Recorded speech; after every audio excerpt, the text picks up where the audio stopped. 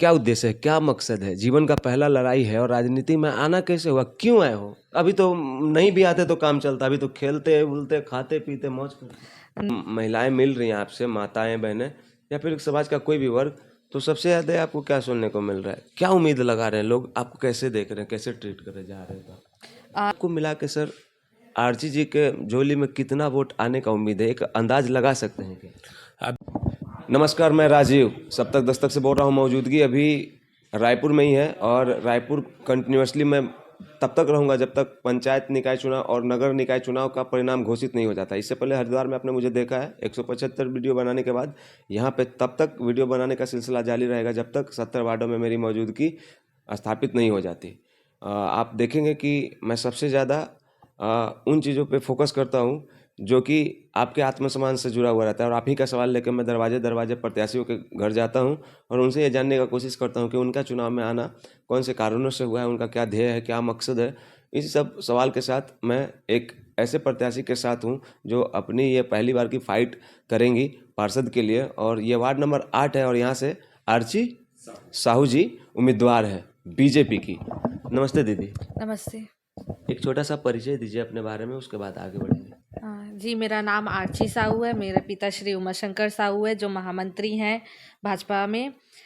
और ये मेरा पहला मेरी शिक्षा एमसीए हुई है और ये मेरा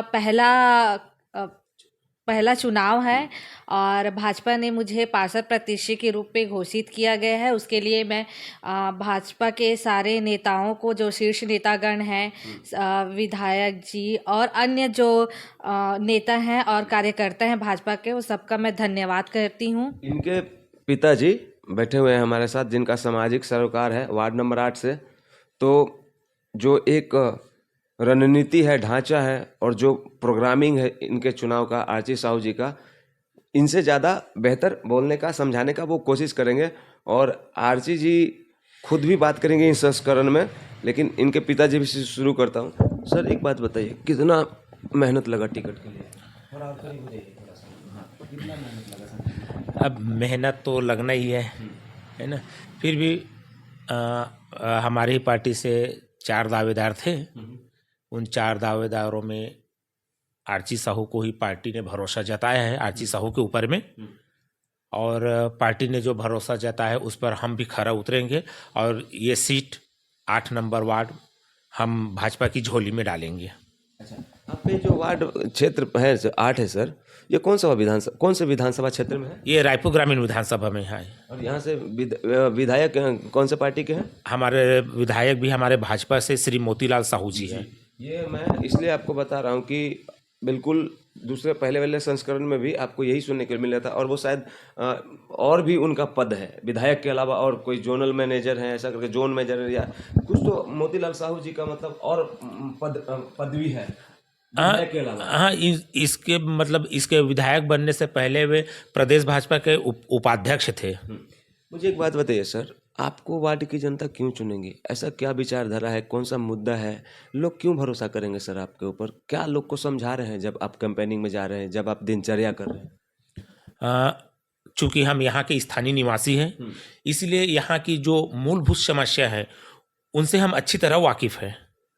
हम जहाँ कई जगह नाली की समस्या है, कई जगह रोड की समस्या है, उन सारे चीज़ों को मैंने करीब जाकर देखा है।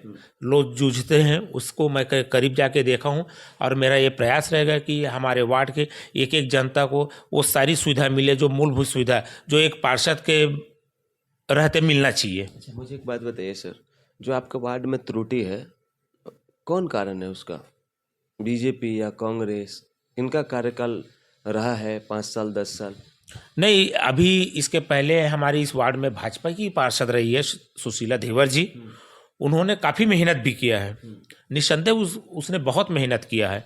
और चूंकि अभी तो रायपुर के महापौर कांग्रेस से थी, इसलिए हमारे भाजपा के पार्षद को ज़्यादा सपोर्ट नहीं मिल पाता था, सौतेला व्यवहार किया जाता था, जिसके कारण से कई एक काम अभी भी रुका हुआ है। अच्छा, ये मतलब दोहरे व्यवहार की वजह से सब। मुझे एक बात बताइए, आपने घूमना शुरू किया? जी, मैंने। तो आप जा रहे हैं तो जो महिलाएं मिल रही हैं आपसे, माताएं, बहनें या फिर समाज का कोई भी वर्ग, तो सबसे ज़्यादा आपको क्या सुनने को मिल रहा है? क्या उम्मीद लगा रहे हैं लोग? आपको कैसे देख रहे हैं, कैसे ट्रीट करे जा रहे हैं तो?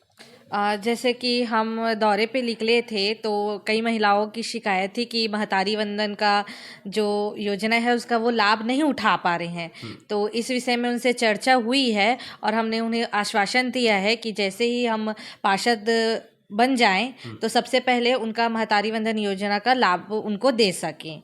कष्ट दिखाई दे रहा है वार्ड में, जब किसी से मिलने जाते हैं तो तकलीफ पहला बार सुन रही है। मतलब ऐसे आप अवगत हैं अपने वार्ड 8 की जनता से, लेकिन जब आप फ्रंट पे जाके एकदम, मतलब बोलते हैं ना कि स्टेडियम के बाहर नहीं है, एकदम पिच पे जाके जब आप अपना वार्ड का हाल देख रही हैं, तो एक और ऊर्जा आता होगा मन में, और विश्वास बढ़ता होगा कि नहीं, अब तो लोगों का उम्मीद भी जुड़ा हुआ है, ज़्यादा मेहनत करना है।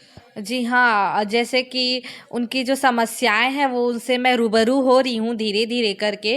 वो जैसे उनके मोहल्ले की सड़क नाली सब का है, वो मुझे बताते हैं कि यहाँ अभी कार्य नहीं हुआ है, रुका हुआ है या फिर गंदगी हुई है। तो इस विषय में वो तकलीफ होता है। हाँ, तकलीफ होता है ये सुन के कि हमारे ही वार्डवासी हैं और हमारी चूँकि पार्षद रही है पर फिर भी ये कार्य रुका हुआ है। लेकिन ये क्यों रुका हुआ है इसके बारे में तो पता ही है कि क्यों रुका हुआ है। तो बस उनकी दूर करना है उसको। हाँ, उनको दूर करना है। अच्छा, जो वृद्ध महिलाएं हैं, सबसे ज़्यादा मुझे तो उसको देख के पीड़ा होता है, उस अवस्था को देख के पीड़ा होता है। आपने कुछ सोचा है वृद्ध महिलाओं के लिए कि अगर आप जीत के आएंगे तो क्या सोचा है? उनका पेंशन हाँ जी, उनके पेंशन का है विषय। तो जैसे जिनको इसका लाभ नहीं मिल पाया है या इससे वंचित रहे हैं इस योजना से, जैसे कि हमारे प्रधानमंत्री जी हैं और प्रधानमंत्री है और राज्य सरकार का ऐसे बहुत सारी योजनाएं हैं जो वृद्धों के लिए है, और वो जो है और वो जो लाभ है वो उनको नहीं मिल रहा है। तो मुझे बहुत खुशी होगी अगर मैं पार्षद बनूंगी और सबसे पहले वृद्धों के लिए कुछ कर पाऊँ। ये मेरे लिए सौभाग्य की बात होगी। आपके वार्ड में, आप भी बता सकते हैं सर, आपके वार्ड में लगभग कितना वोटर होगा सर? 14,260। कितना परसेंट वोटिंग होता है? 50 से 55। 8,000 के आसपास, 7,000 के? 7,000 के आसपास। क्या लगता है सर, आपने जो जीवन जिया है, आपका जो मतलब उठना बैठना हुआ लोगों के साथ, जिस तरीके का प्रेम आपने कमाया है, उस आधार पे और आने वाले 11 दिनों में आपने जो मेहनत करेंगे, सबको मिला के सर आरजी जी के झोली में कितना वोट आने का उम्मीद है? एक अंदाज लगा सकते हैं क्या? अब बिल्कुल जी, अभी जैसे हम लोग निकल रहे हैं वार्ड में भ्रमण के लिए, है ना, तो जिस तरह से लोगों का हमें जन समर्थन और आशीर्वाद मिल रहा है, उससे तो अभी से हम ये लगने लगे हैं कि हम एक अच्छे लीड से जीतेंगे। कांग्रेस से सामने कौन लड़ रहा है? गायत्री चंद्राकर है। कांग्रेस से लड़ रहा हाँ, है। कांग्रेस। तो उनका ये पहला बार है साहू जी की दूसरा बार? उनका ऐसा है कि कांग्रेस पार्टी से तो पहली बार लड़ रही वो, लेकिन इसके पहले वाले चुनाव में वो जोगी कांग्रेस से प्रत्याशी रही है। तरीका आरजी जी, किसी तरीके का आपको डर है चुनाव को लेके है? जी नहीं, मुझे रत्ती भर भी डर नहीं है और मुझे पूर्ण विश्वास है। मेरे पिताजी से मैंने मार्गदर्शन लिए है और जैसे जनसंपर्क में हम गए हैं और जनता से जो मुझे विश्वास मिला है उस हिसाब से मैं बोल सकती हूँ कि मैं ज़रूर जीतूंगी। और उनसे जब बात करते हैं तो और कैसा लगता है? हाँ, जब उनसे मैं बात करती हूँ तो मुझे और ज़्यादा कॉन्फिडेंस आ जाता है और मुझे उन पर पूरा भरोसा है और मैं पूरे बहुमत से विजय पाऊंगी। मैं दोनों से समान रूप से पूछना चाहता हूँ कि वार्ड 8 की जो जनता है, कौन सा नाम क्या है वार्ड का? महात्मा गांधी वार्ड। तो आप पहले तो मैं आपसे जानना चाहता हूँ, आप क्या कहना चाहेंगे इस बार जब नए तरीके से आपको मैसेज देना है? इनका पहला फाइट है, इससे पहले ये लड़ी नहीं, और ये इतना बड़ा इनके लिए फाइट है, और मतलब इतना इनका जोश जुनून है कि उसको देख के तो मुझे यही लगता है कि जीतेंगे। जनता से क्या बोलना चाहेंगे आप? उनसे क्या बोलेंगे? मैं हमारे वार्ड की जनता से तो यही अपील करूंगा कि आज मेरी बेटी इस वार्ड की बेटी है, स्थानीय इस सड्ढू के निवासी की बेटी है, तो मैं सभी जनता से अपील करूंगा कि अपना प्यार और सहयोग और आशीर्वाद मेरी बेटी पर बनाए रखे और एक अच्छे लीड से मेरी बेटी को चुनाव जीता कर लाए ताकि हम लोगों की सेवा कर सके।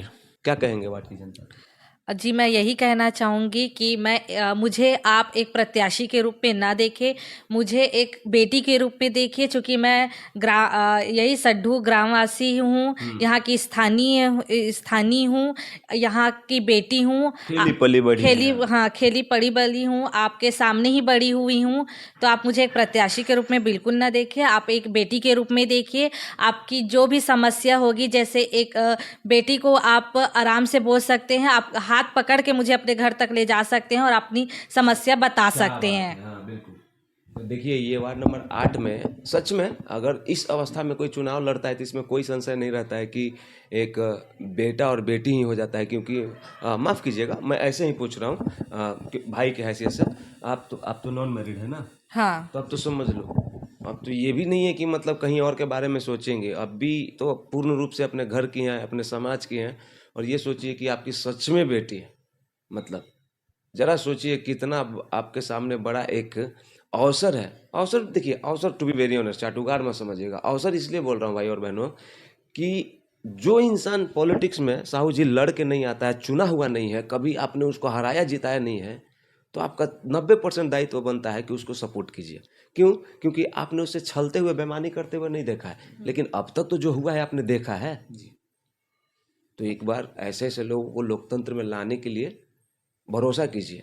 मैं देखिए आपके ऊपर है, मैं आपके ऊपर विचार नहीं थोप रहा, माइक लेकर मैं बोलूँगा, आपका सद्बुद्धि आपका वोट है लोकतांत्रिक रूप से। लेकिन चूंकि मैं पढ़ा लिखा इंसान हूँ, तो मैं आपको ये भी बोल सकता हूँ कि आप मेरे जगह पर रहते तो क्या सोचते। ज़रा बताइएगा। मैं ये नहीं बोल रहा हूँ कि आप आरची जी को वोट कर दीजिए, लेकिन मैं आपसे पूछना चाहता हूँ कि आप उनको बार बार चुनेंगे जिनको आपने दे के मखा है, यानी कि भोगा है, या फिर उनको भी लाना चाहेंगे जिनको आपने एक बार भी देखा ही नहीं है।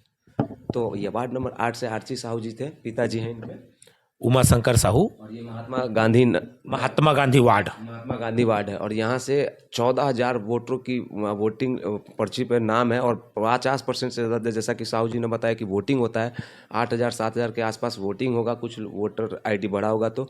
और उसमें से इनका जो मेहनत है, ये बोल रहे हैं कि भारी मोहम्मद से हम आएंगे, और अभी आरची जी को आपने सुना। और प्लीज़ आप इस वार्ड से अगर इस वीडियो को देख रहे हैं, क्योंकि ये आप ही के लिए बनाया हुआ है, आप ही के वार्ड में मैं इसको सर्कुलेट करूंगा ज़्यादा से ज़्यादा, क्योंकि आप एक पैमाना तैयार कीजिए कि आपको किसको चुनना है, क्या उद्देश्य है, क्या मकसद है। जीवन का पहला लड़ाई है, और राजनीति में आना कैसे हुआ, क्यों आए हो। अभी तो नहीं भी आते तो काम चलता, अभी तो खेलते बुलते खाते पीते मौज करते। नहीं जी, जैसे कि हमारे प्रधानमंत्री माननीय श्री नरेंद्र मोदी है, जो कि मेरे आदर्श है, और उनका एक सपना है कि 10 लाख युवा जनप्रतिनिधि राजनीति में आए। उनका ये सपना है कि युवाओं को आगे लाना है। तो बस मैं उनका जो सपना है उसी में अपना सपने को साकार कर रही हूँ, और ये मौका मुझे मिला है इस सपने को साकार करने का। तो आप सबसे यही अपील है कि इस युवा प्रत्याशी आरची साहू को ward number 8 Mahatma Gandhi ward से भारी मतों से विजय बनाएं और अपना आशीर्वाद दें। धन्यवाद। तो मैं सब तक दस्तक से राजीव, मिलेंगे कहीं और किसी और कॉन्सेप्ट के साथ, और किसी और गली में जाके दिखाता हुआ, कभी गटर के ढक्कन को दिखाऊंगा तो कभी उखड़ा हुआ रोड को दिखाऊंगा। लेकिन उन सब से ऊपर उठ के मेरा जो वादा है आपसे कि 70 वार्ड में मैं बाहरी हूँ। इससे पहले जब लॉटरी और अक्षर हो रहा था शहीद स्मारक भवन के आसपास, 1 महीने पहले आया था, 5 वीडियो बना के चला गया। लेकिन जैसे ही पता चला कि फिर से चीज़ें व्यवस्थित होकर चुनाव निकाय का शुरू हो गया है, तो भाग के आ गया। हरिद्वार में आपने देखा मुझे, मैं बना रहूँगा आपके साथ पग पग। कहीं और मिलेंगे। जय हिंद।